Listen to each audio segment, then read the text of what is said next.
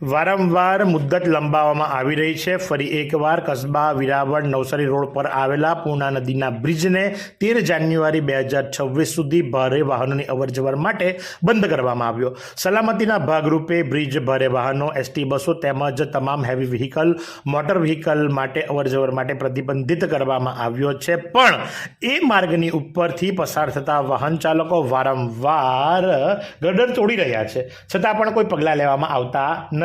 એટલું જ નહીં, પણ આટલા સમયમાં એ બ્રિજની ઉપર એક ચૂનાની પીછી, એક ખીલ્લી કે એક હથોડો પણ મારવામાં નથી આવ્યો। તો શા માટે માત્ર મુદ્દત વધારવામાં આવે છે, લોકોને હેરાન પરેશાન કરવામાં આવે છે? કારણ કે આના કારણે લઈ અને નવસારી મોરલી જતા એસટીના જે મુસાફરો છે એમણે ભાડું પણ વધારે આપવું પડે છે।